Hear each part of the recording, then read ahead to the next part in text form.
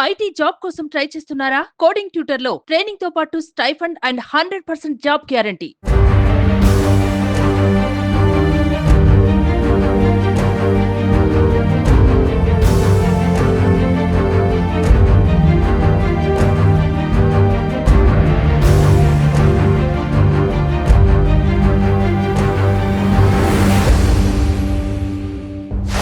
రెండు రోజుల పాటు నిర్విరామ చాకిరి, బాధితుల కండగా ముఖ్యమంత్రి, పడవలోనూ జేసీబీలోనూ తిరిగిన సీఎం, డ్రోన్లతో ఫుడ్ సప్లై చేసిన చంద్రబాబు, వరదల్లో తడుస్తూ చీకట్లో నడిచిన బాబు.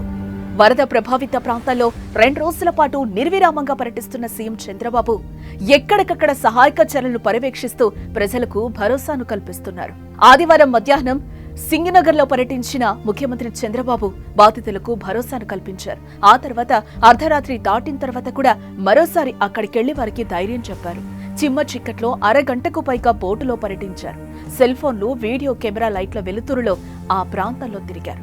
బాధితుల సమస్యలను చంద్రబాబు అడిగి తెలుసుకున్నారు. బాధల్లో ఉన్న ప్రజలకు ధైర్యం చెప్పాలనే అర్ధరాత్రైనా ముంపు ప్రాంతాల్లో పర్యటించినట్లుగా చెప్పారు. సమయం కొంచెం ముందు వెనక అయినా వరద నీటిలో చిక్కుకున్న ప్రతి ఒక్కరిని కాపాడుకుంటామని స్పష్టం చేశారు. తాను ఇక్కడే ఉండి సహాయక చర్యలను పర్యవేక్షిస్తానని తెలిపారు. సాధారణ పరిస్థితి నెలకొనే వరకు పనిచేస్తామని చంద్రబాబు భరోసాను కల్పించారు. మేము ఇవ్వాల్సిన ఫుడ్ పాకెట్స్ కానీ అవన్నీ వెళ్తున్నాయి. ఇంకా మమ్మరం చేస్తున్నాం. ట్రాఫిక్ కూడా కంజెషన్ ఉంది, అన్ని రెగ్యులేట్ చేస్తున్నాం. చివరి ప్రాంతానికి కూడా వెళ్లాల్సిన అవసరం ఉంది. కొంతమంది పేషెంట్ కూడా ఉన్నారు, పిల్లలు ఉన్నారు, కొంతమంది ముసలోళ్ళు ఉన్నారు, వాళ్ళు కూడా తీసుకురావాలి. ఎవరు కూడా ప్యానిక్ రియాక్షన్ అవసరం లేదు. జోరు వానలో ఆదివారం రాత్రి 10:40 నుంచి సోమవారం తెల్లవారుజామున 4:19 వరకు వరద ప్రభావిత ప్రాంతాల్లో పర్యటించారు సీఎం. తొలుత విజయవాడ సింగనగర్, ఆ తర్వాత ఇబ్రహీంపట్నం, ములపాడులో పర్యటించారు. తర్వాత అక్కడి నుంచి నేరుగా విజయవాడ కృష్ణలంకలో పర్యటించారు.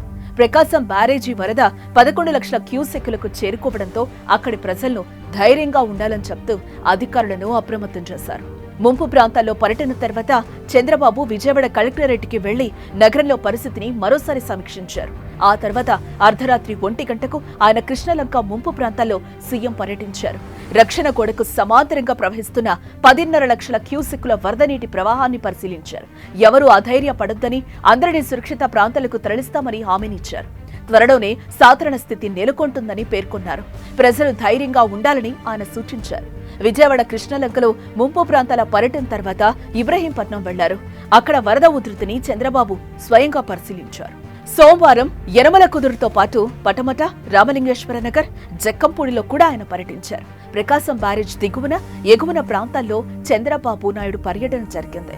వాహనాలు వెళ్లలేని ప్రాంతాల్లో బురదలో చంద్రబాబు నాయుడు కాలినడకన వెళ్తూ ప్రజల సమస్యల గురించి తెలుసుకుంటున్నారు.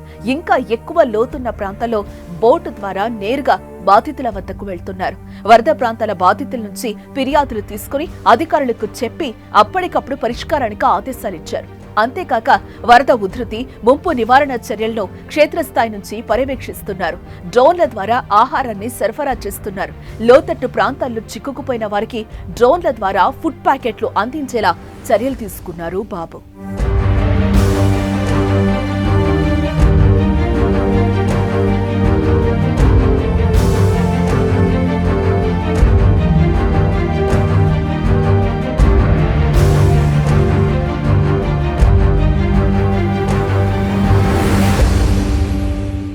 మీ బిజినెస్ ఏదైనా మీ ఊర్లో ప్రమోషన్ చేయాలంటే అది సుమన్ టీవీతోనే సాధ్యం. ఇప్పుడే సంప్రదించండి.